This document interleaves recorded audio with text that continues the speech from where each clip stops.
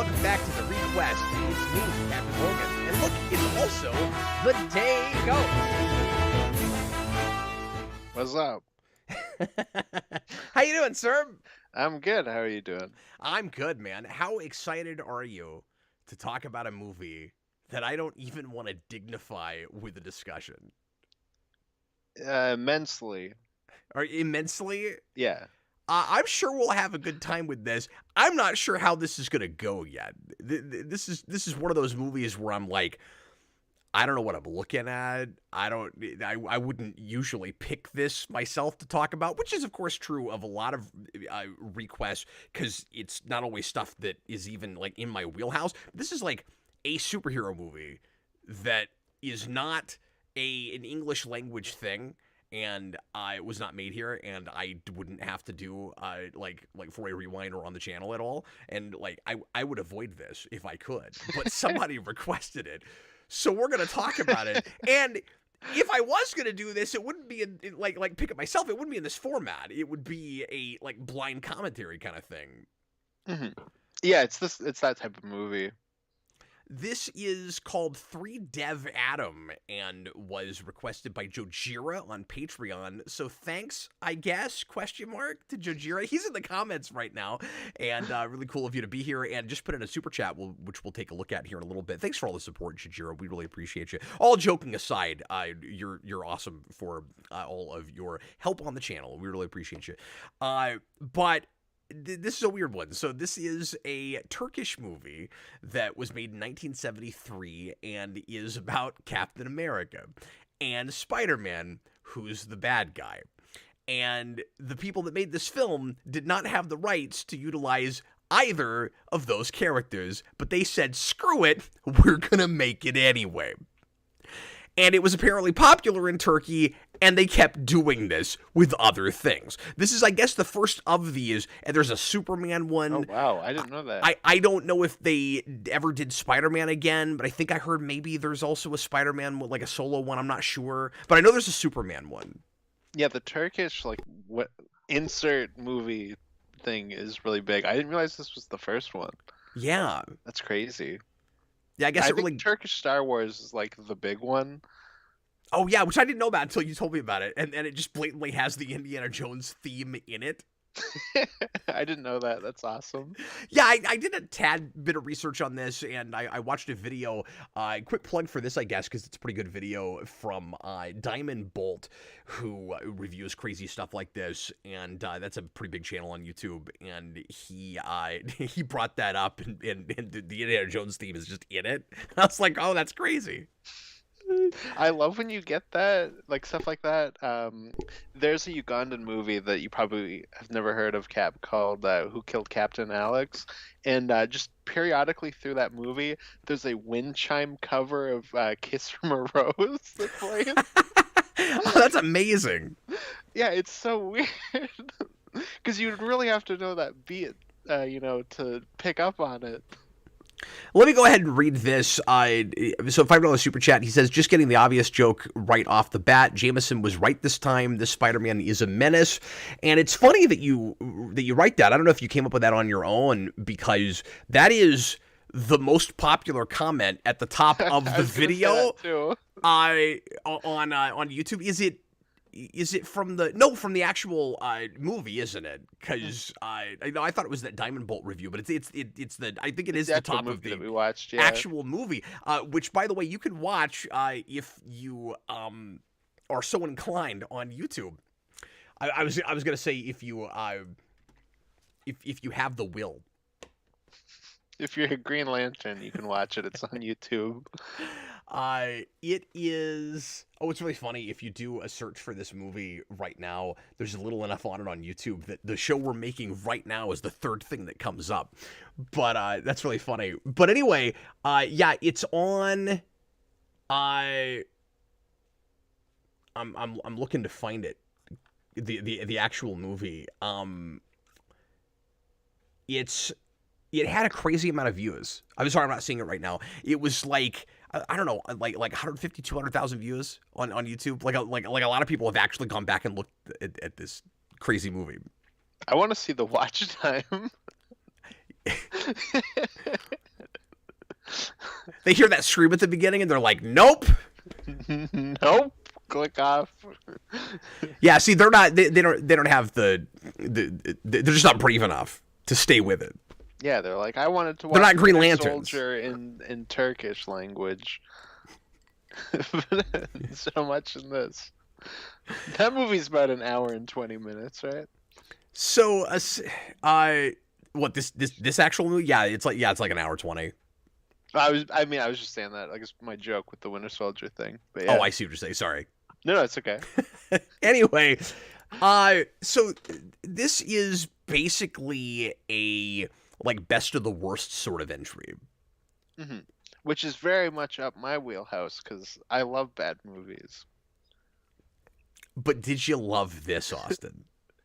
Okay, so I feel like I have to have an asterisk next to my feelings on this because this is not a movie you watch alone at like Right. 1 in the morning. This is very much the type of movie you watch with friends and just laugh at and like kind of pay attention, but like not really.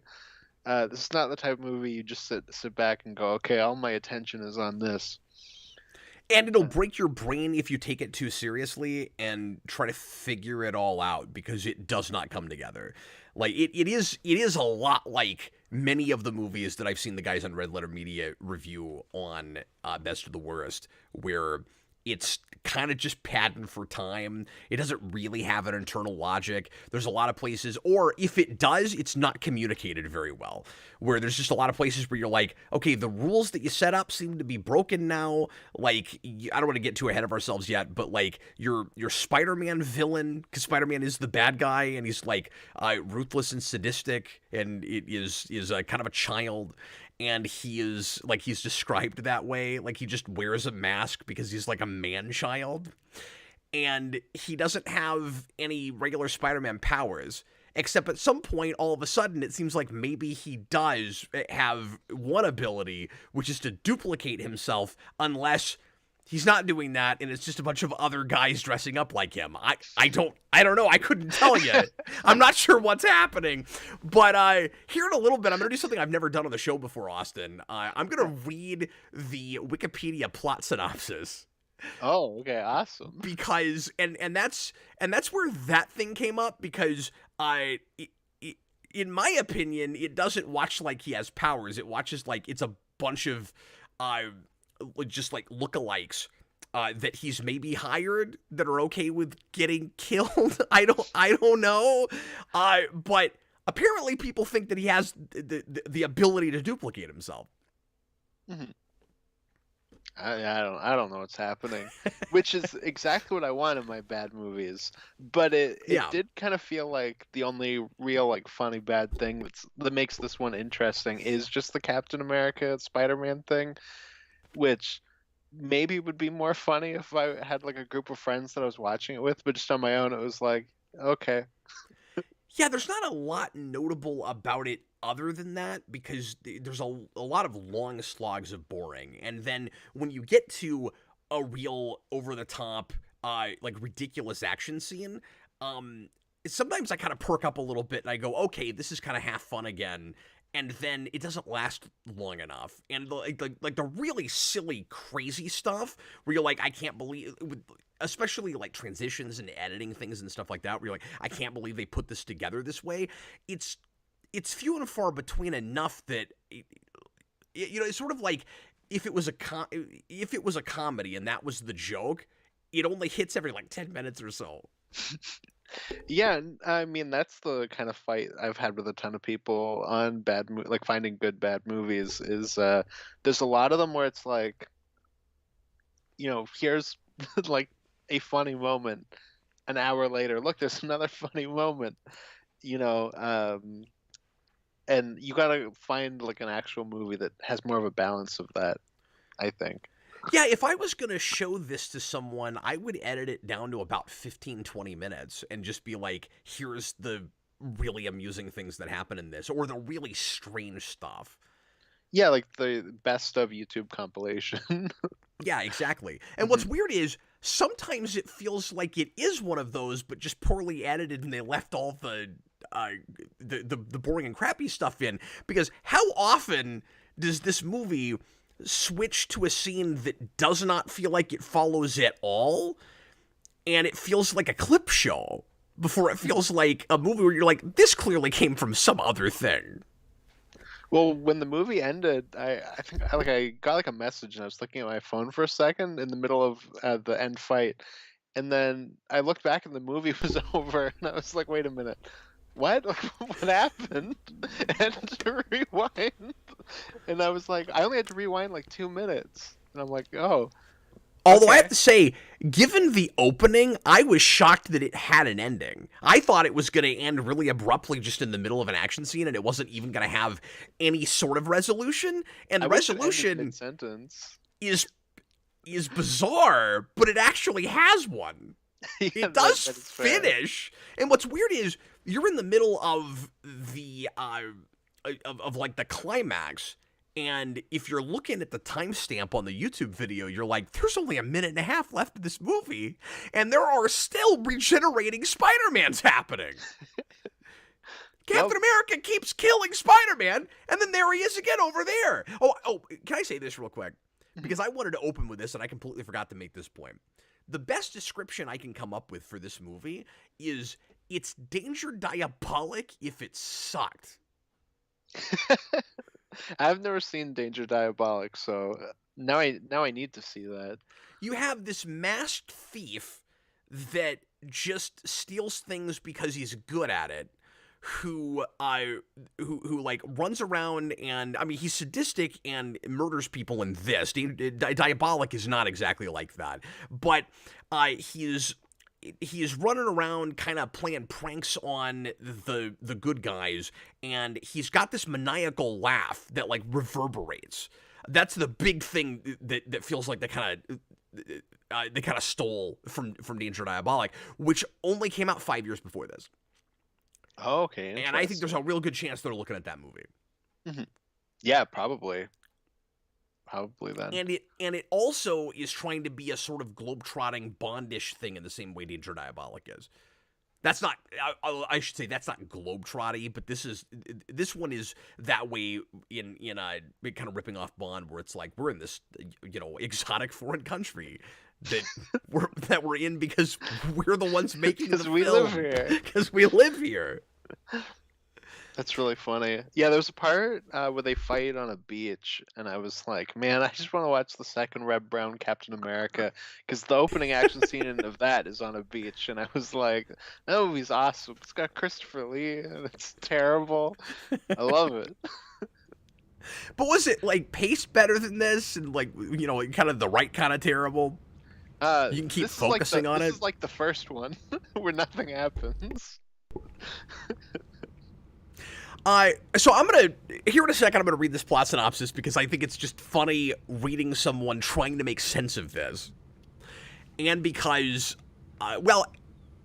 okay, before I read this, let's get Austin's plot synopsis. Because, oh, God, I have no clue what happened in this movie. See, I wanted to see how close you could get to making any sense of this. It doesn't have to be obviously a full-blown plot synopsis. Just give us the basic premise of this movie, Austin. Okay, so Spider-Man kills a woman with a boat.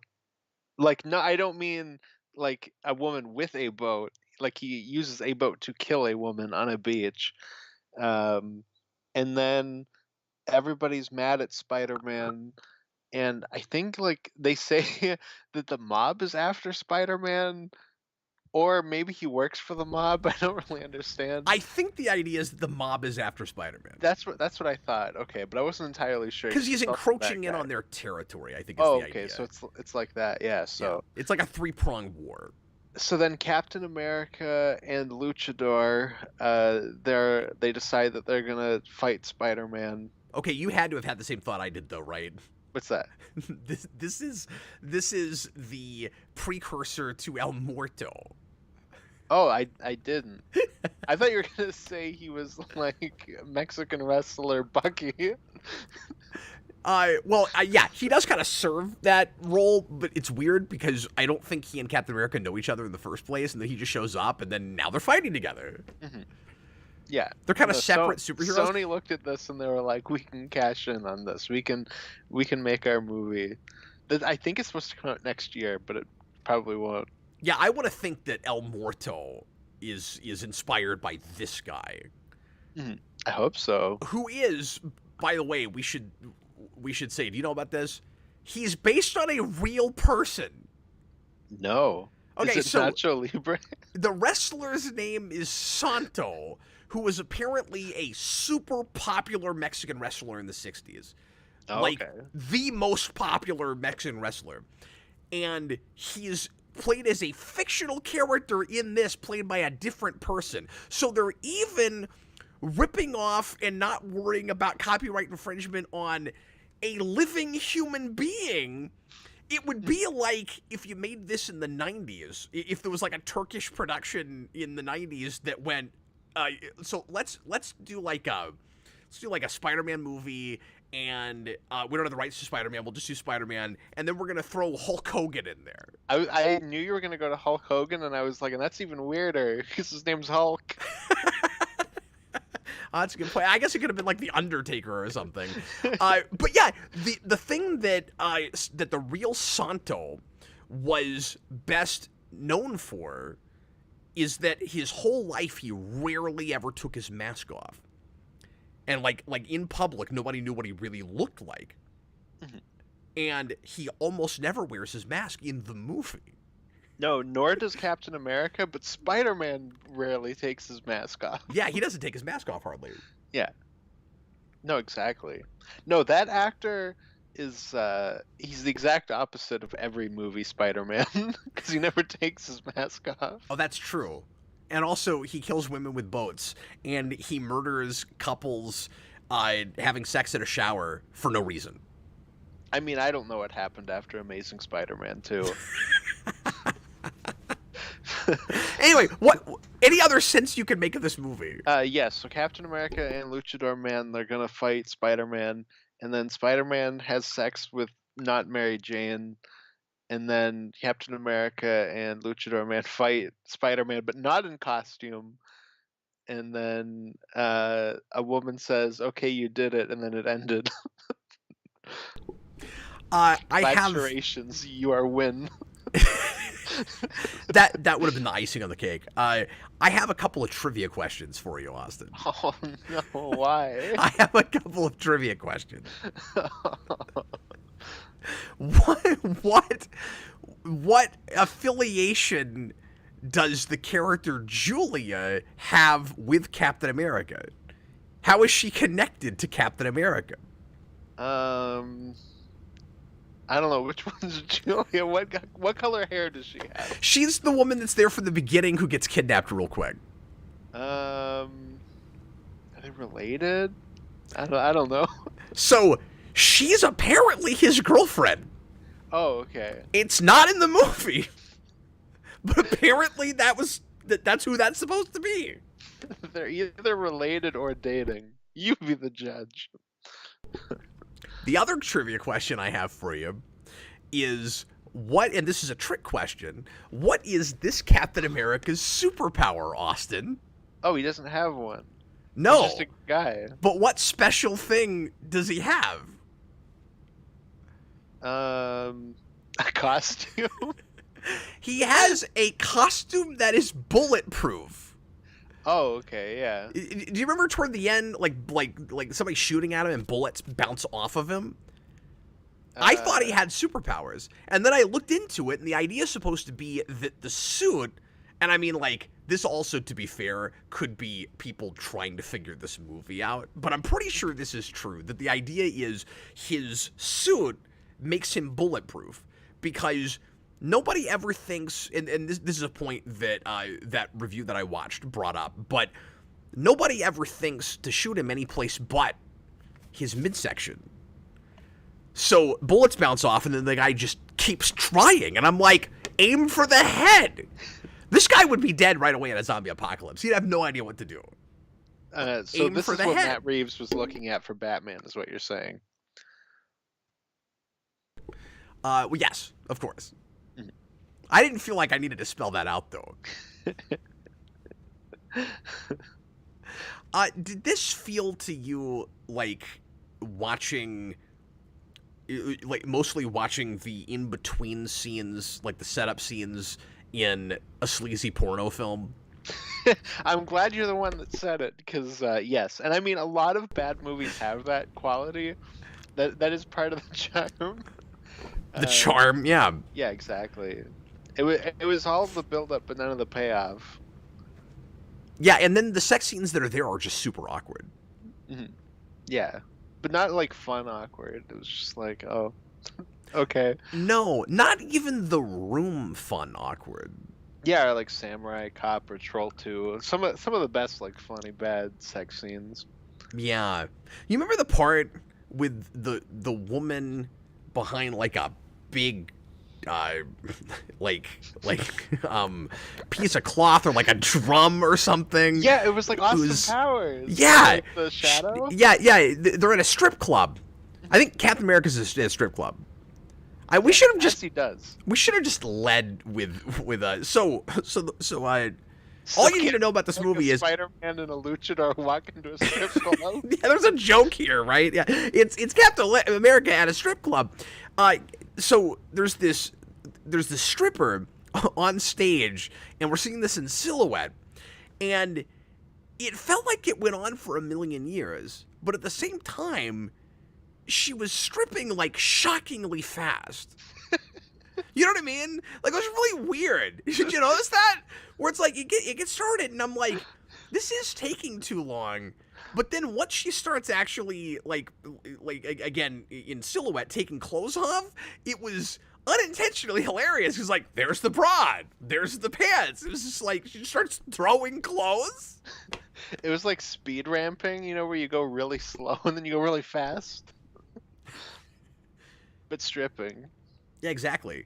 And then because we had to watch this in such terrible quality, because this is the only way this film exists, the video I watched from sorry, I forgot the channel name again, from Diamond Bolt, he had an amusing line where he said it was like the movie was filmed on a Game Boy camera. That's pretty good. Great. Yeah.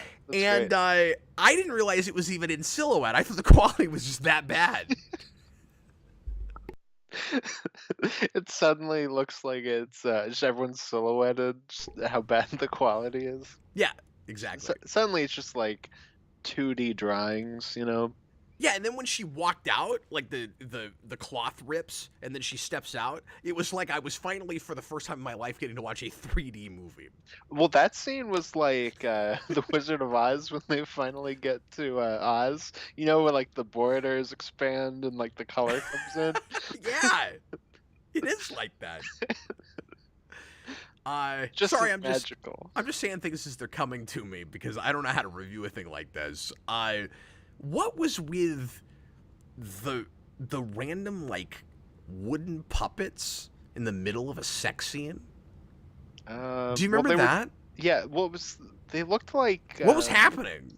Is it the Muppets or Sesame Street with like the two critic puppets? It's the Muppets, but I mean Sesame Street. They're also Muppets. It's all Jim Henson. Yeah, but I couldn't remember which one they were from. Yeah, Statler and a Waldorf. Yeah. Yeah, they looked like that. And, but like, what were I don't know. What were we cutting to? What is happening? I believe it's symbolic, but I don't know.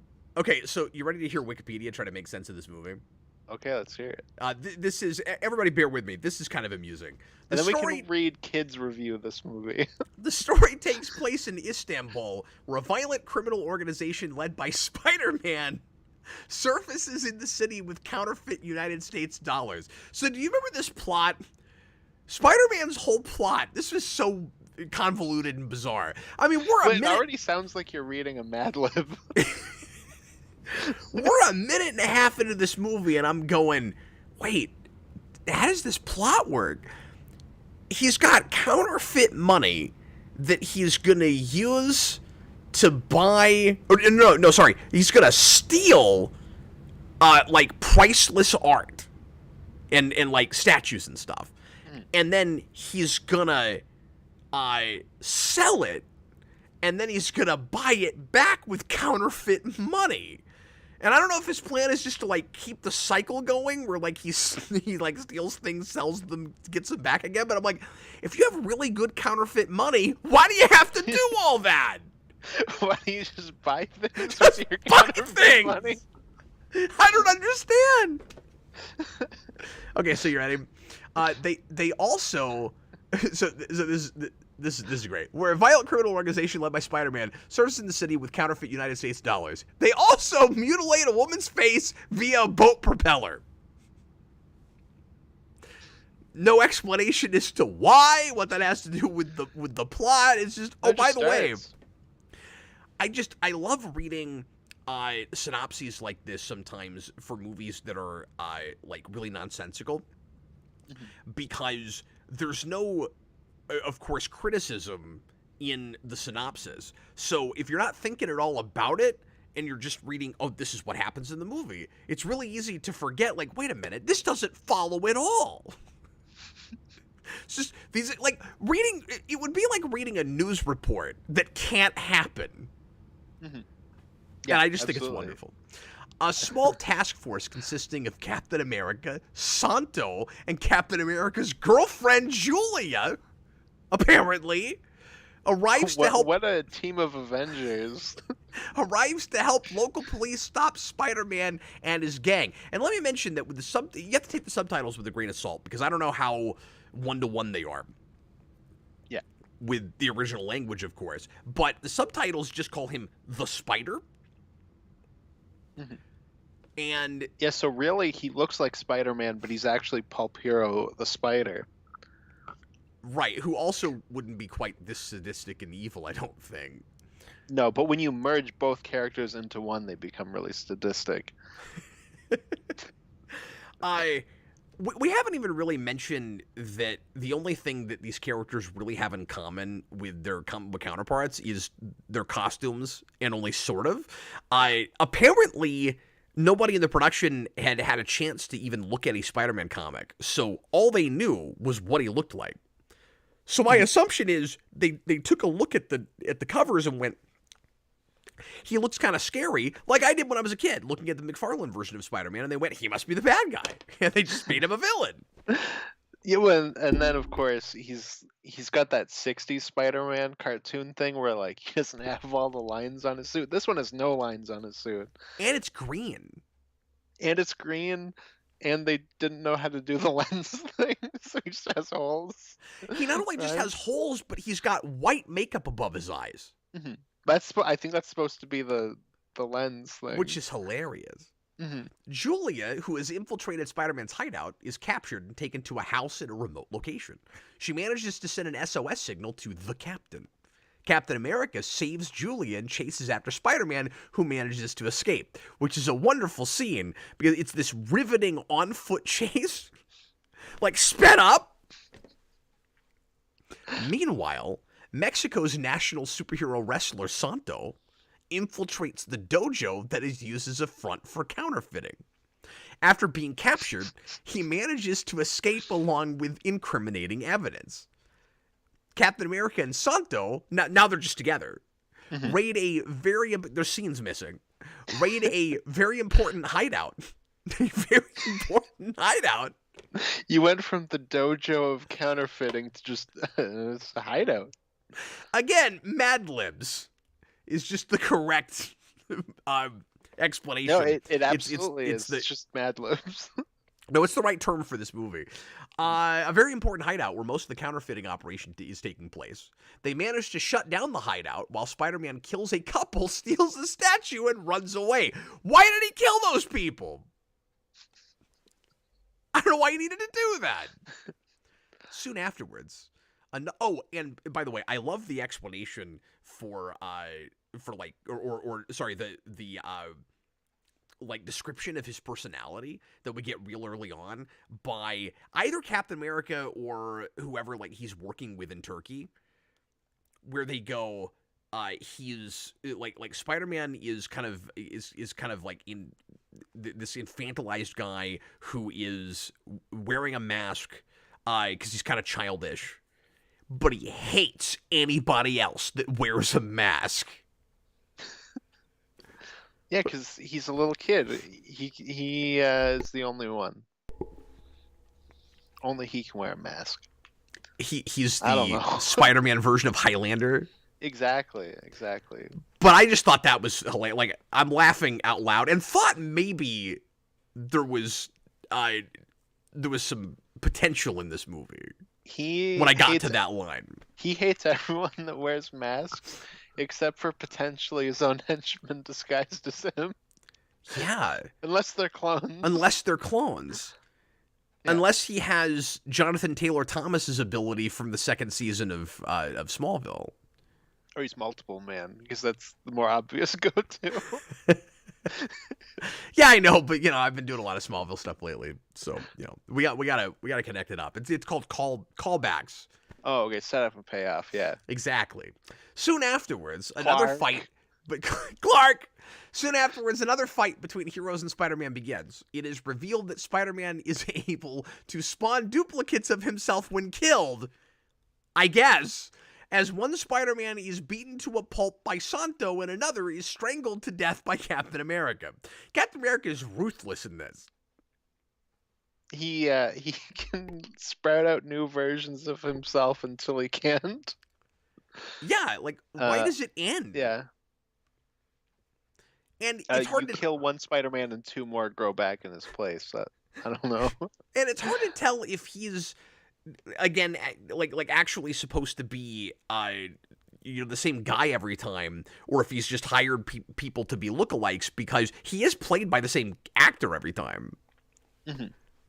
Yeah, is that a budget thing or is that a story thing? Yeah. Is that supposed to tell us what's actually happening? Captain America and Santo then go undercover at a nightclub. We talked about this scene. Spider-Man's gang notice them, and a fight occurs.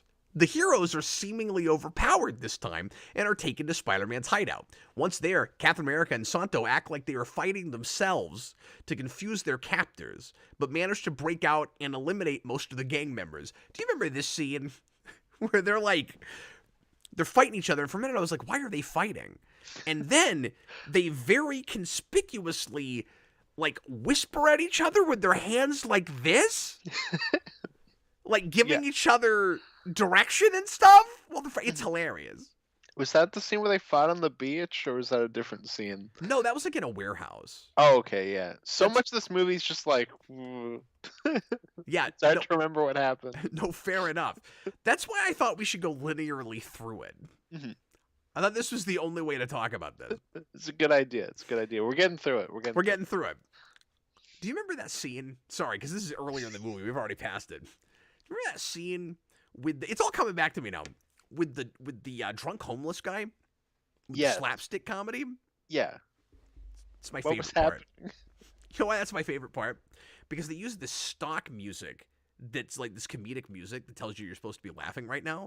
Mm-hmm. But then every time the camera moves away from him, the stock music just abruptly stops and it goes back to the dramatic music. And then when the camera comes back to him again, it just comes back.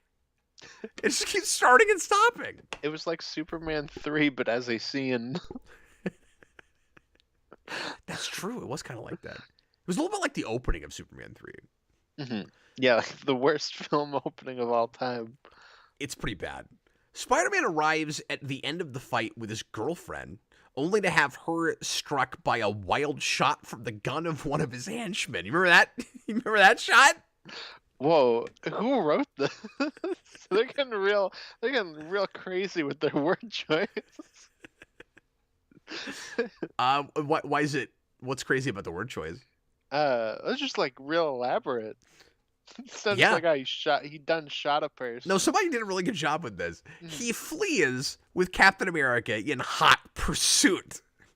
Captain America catches Spider-Man and defeats him, only to hear the taunting laugh of yet another Spider-Man. And by defeat, I think the writer means freaking crushed his face. It was like that episode of Falcon and the Winter Soldier where U.S. agent crashes the man's head in. Oh, somebody before that scene's crazy. Before we started broadcasting, mentioned that the costume looks a little bit more like U.S. agent. Oh, I think they meant on the poster. Oh, okay. Yeah, Because it does. Because it's got like a blackish tint, but in the actual movie, it's like sky blue. Yeah. It's pretty close to at least like the Golden Age Captain America look. Except again, he doesn't have a shield. Yeah, no, exactly. I don't No, know because why. the That's weird. U.S. agent suit is just a black Captain America costume. So that's why they were saying it was that poster.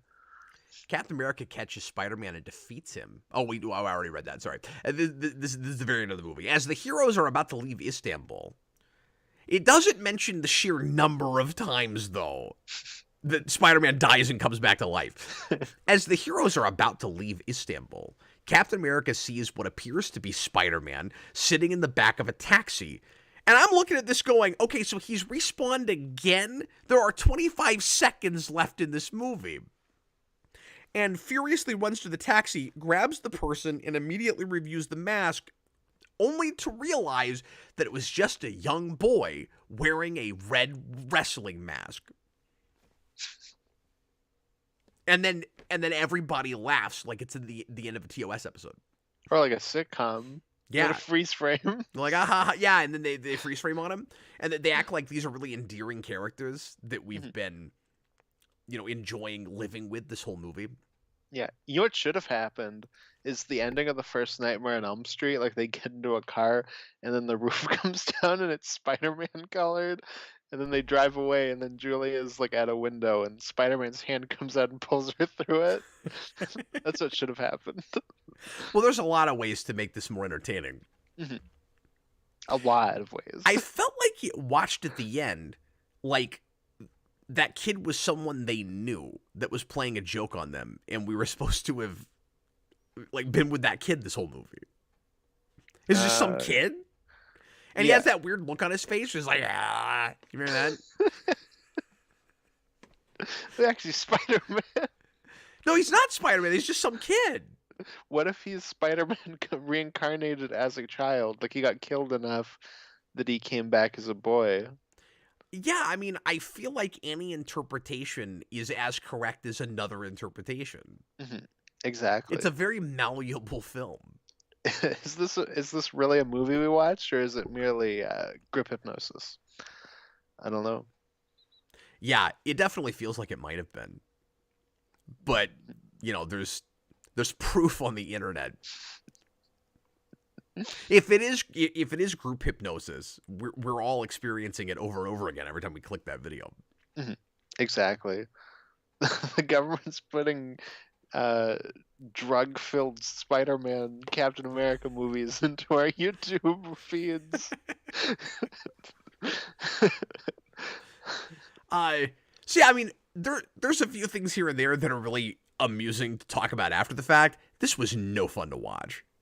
No. Like I said, this is the type of thing that you gotta watch with people. And even then, like, I feel like there's a million bad movies I'd watch over this. Like, I don't know. Maybe I'm just saying that because I watched it alone, but I don't know. Yeah.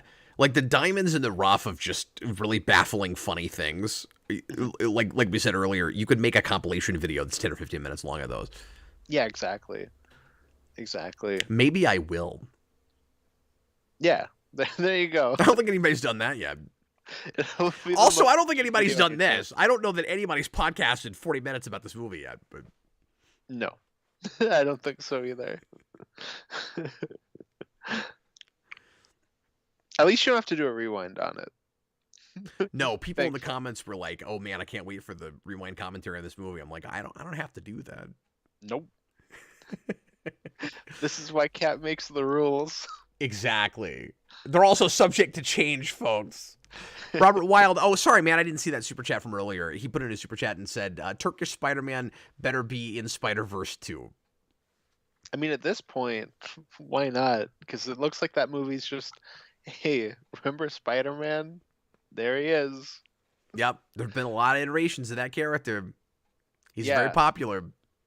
It's like I get messages from people. It's like, you love PS1 Spider-Man. Aren't you excited? I'm like, did he flash by for like a second in the trailer? Like, I don't care. Yeah. Yeah, I've gotten messages like that too, where it's like, you gotta be stoked this version's there. I'm like, I'm not yet. I don't know. We'll have to see the movie, but yeah, I don't get excited by like the poster where it's like 8 billion different variations. Yeah, because we're not gonna get any screen time. I'm No, sorry, what? I said, well, and I can't watch that movie anyways. But yeah, like they're not gonna get any screen time anyways. Like, I got excited about at the end of Spider-Verse when they introduced 2099 because that's a major character in the Spider-Verse comics, and Well, I think the difference there is there's every reason to think that next time he'll get screen time, or that they might have spun him off into his own thing, which they're not doing, but he will be a major character. I think the difference there though is that you can get excited by hey they're adapting 2099, but like it's I think personally harder to get excited at just hey the Spectacular Spider-Man cartoons version is there. Like I don't really care. Like I'll just watch that show. Yeah, sure, we haven't had an adaptation of 2099. Yeah, exactly. Like Noir or That's something. yeah, no, what a great point. Yeah, Hmm. and even Spider-Ham, like it was fun to see those things finally, get versions on screen and get screen time Yeah. and have fun with them. Like they weren't just cameos. Yeah. Yeah, I don't care about seeing like 90s Spider-Man, the PS1 game, and Spectacular Spider-Man in a room together. Yeah, for 5 seconds where they get maybe a line. Yeah. And I mean, one of the only scenes I've seen from that first movie is the 60s Spider-Man scene, and it's god awful. So, like, why should I trust that you can adapt the other cartoon shows? But there's every possibility that Turkish Spider-Man does show up in that movie because after all, it's not like you have to worry about rights issues. That is true. And Disney could probably buy Turkey at this point, so, like, if there were rights issues, I'm sure they can fix it. Even with their current money woes. Hmm. Exactly. the Disney will buy Turkey like whoever bought the CW. Austin, what else did you notice in this movie that you were amused by or perplexed by that we should bring up? Not a ton. Like I said, this movie for me, I I don't remember most of it. That's the main issue. Is it's hard to even just keep together what happened because it was just so like in one ear out the other.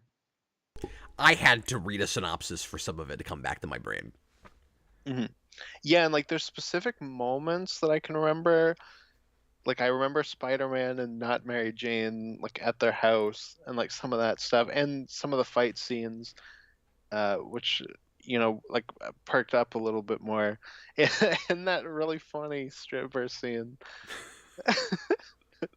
which now I just sound like a pervert, but whatever. No, but it is funny. What are you gonna do? Hmm. Yeah, exactly. Did you notice how a lot of the sound effects were like slightly delayed? I felt like just the quality, with the quality in general, with stuff like that, it was like, yeah, like the sound effects were delayed. There's like a blue, like, filter over everything. It was like, oh, this hurts to look at. Yeah. Yeah, it's one of the few things that I would recommend if you decide to watch this. Do it on your phone. Yeah. The smaller the better, because it won't be quite as pixelated. I'm sorry, what was it? Or on a watch. Like, I'm watching my Turkish Spider-Man. Look at it on the absolute smallest screen possible. The wrist film. The wrist film. Yep. So we watched that. Are we good? Yep. Bye, everybody. Usually we go for about an hour with the show. I don't have anything else to add. Yeah. I don't feel the need to pad this out just to pad it out like the movie did. No, we could definitely do shots of us just standing, looking. We should have broadcast this in way lower quality than normal. Yes, and you should have put a filter over it, and you should have made it so that the visuals and audio were delayed. Yeah, I actually meant to come in Spider-Man costume, and I totally forgot to do it. I was going to do that. Rats. Oh my god, I'm so glad you said that. That was the other hilarious thing I have to bring up. Oh. The thing with the rats.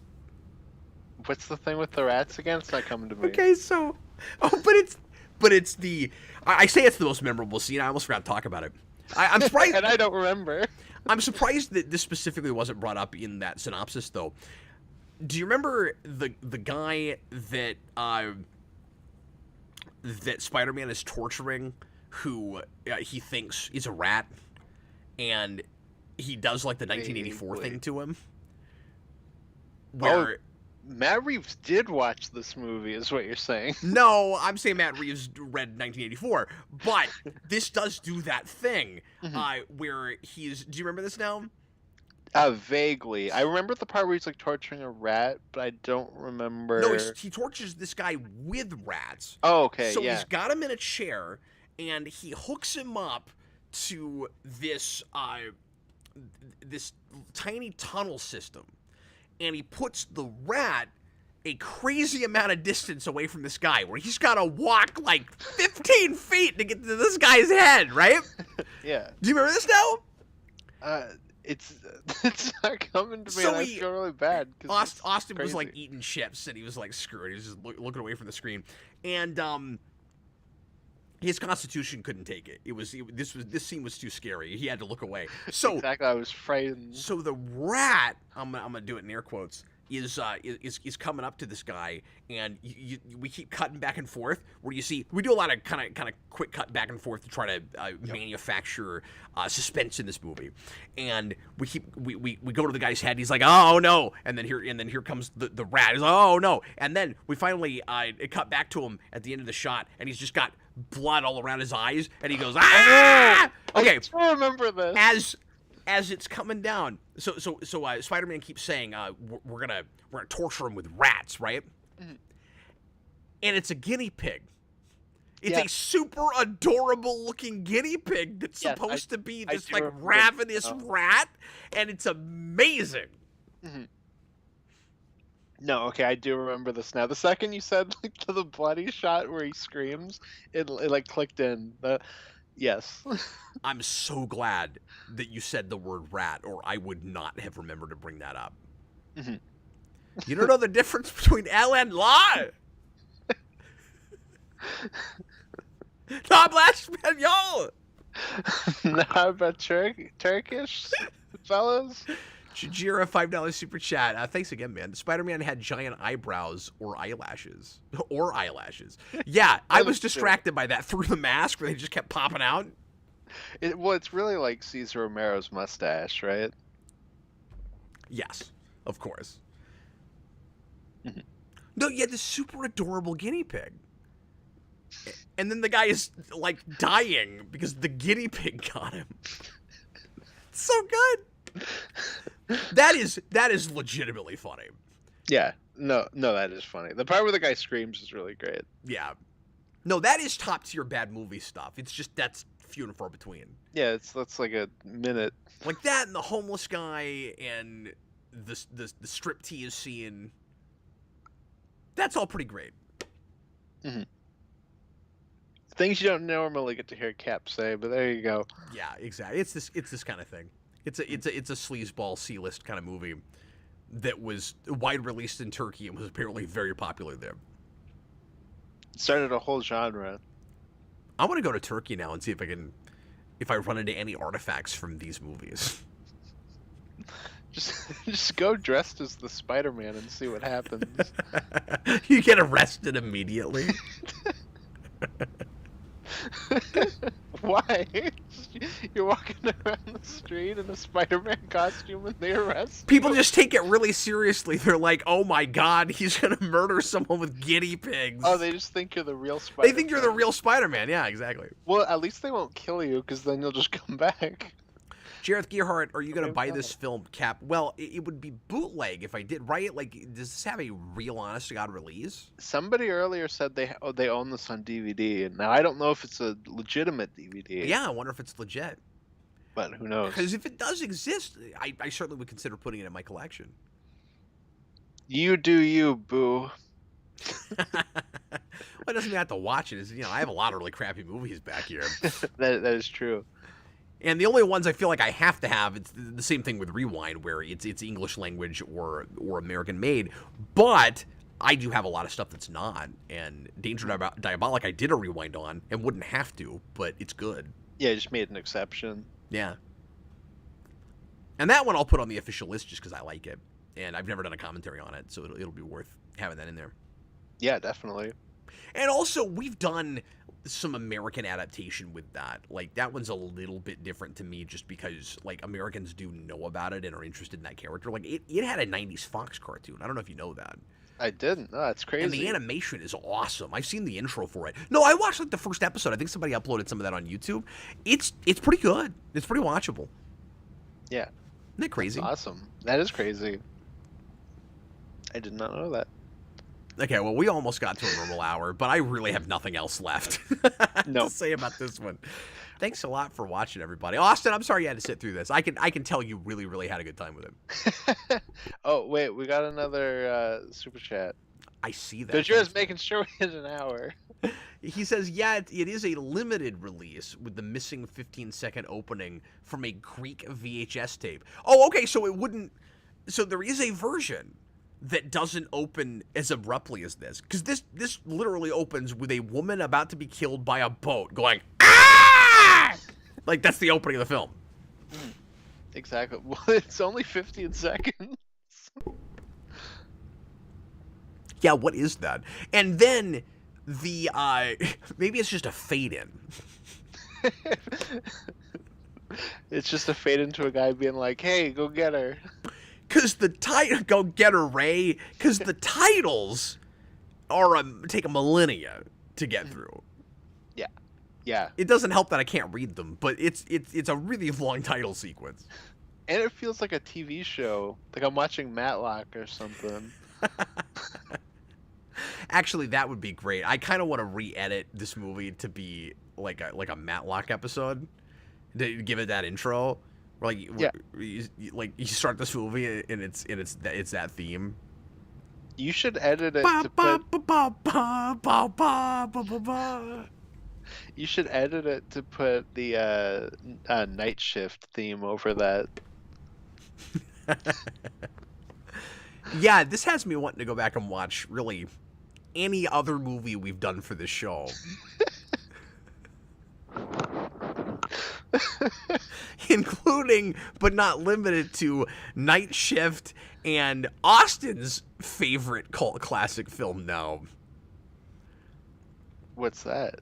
Beyond the Valley of the Dolls. Well, I mean, and genuinely, yeah. And there's I've bits seen of that this movie that like actually 5 times now. Have you really? There's bits of this that reminded me of that, where I was like, oh, this is like Austin's gonna hate this because it's like there are a couple places that remind me of that, and it's like it's not that movie at all. You know what I mean? Like, I had to. I was like, man, I really wish that I was just watching that, because I've seen it like 4 or 5 times now, and I finally know what's happening. Like, I know who all the characters are, and I know what the plot is, and it's great. But I just keep showing that to people, and that was what I watched. It's like your Captain Invincible. For me, and I right? watched that on New Year's Eve, so it was like the first movie I watched into the new year. Of course it was. Austin loves that movie, and it's not even ironically. No, it's literally, it's sitting right next to me as we speak. Oh wow, yeah. You have a cool copy of that. Oh yeah, it's the Criterion copy. Yeah, I couldn't believe Criterion put that out. That's awesome. Amazing. It's really Right? cool. Okay, let's go ahead and close out here, and I'll mention what we're doing next time. So Super Billy asked for the Paul Jenkins Century series, so we're doing a comic review next time, and I want to say that's like early mid-2000s, but I've never looked at it, sure. so I'm not sure. But it's a 6-issue mini. Sorry, what? That's really interesting timing, because we just got his casting, I think, in Thunderbolts. Oh, really? Yeah, it's the guy that played Glenn on Walking Dead. Really? Yeah, that's really like that's a beaten path choice. That's odd casting. Yeah. I love that actor though. No, it could be cool. I hope that movie's good. Jojiro put in one more super chat and said, as Spider-Man said, adios mafia. Yeah, you remember adios mafia? Yep. That made me laugh, yeah. That was pretty good. All right, well, folks, thanks a lot for watching. I hope you had a good time with this. If you are interested in making a request, which is a thing I hesitate. I know, I can hear the hesitation in your voice. Even saying after this, we want to thank you guys for watching the final episode of the ReQuest. No, if you're interested in making a request for this show, you can go to patreon.com/geekvolution. The $15 tier makes that possible, and you can ask for a movie or a pilot for a TV show or a graphic novel, a short comic series, a short stint in comics, and just pledge and let me know what you're thinking about doing. And I almost always say yes, as you can tell. And we will see you again next week with The Century. Tomorrow night, I'm going to be doing, as I usually do, a Captain Logan show at 7 o'clock Central Time. A bunch of geeky news this week. We're going to be doing probably just a kind of catch-all show for... And not just one lead-in topic, because there's so much to talk about. So join us for that. We've got the Batman 2 news, that Clayface is going to be there. I'm going to talk about that, and the firing of Perlmutter, and a lot of stuff has happened this week, so we'll do a kind of a multi-topic extravaganza tomorrow. It's going to be crazy, and watch there be even more news tomorrow. I bet, because usually it's all Thursday. This was early this week. Yeah, tomorrow we'll get, like, a Superman actor announced, and Mr. Freeze will be in the Batman 2, and Egghead, and there'll be a ton of stuff. You'll get a sleeper drop article of or video of James Gunn giving us the second part of the slate. Yeah, that'll happen tomorrow. And Batgirl will leak tomorrow, like the entire movie.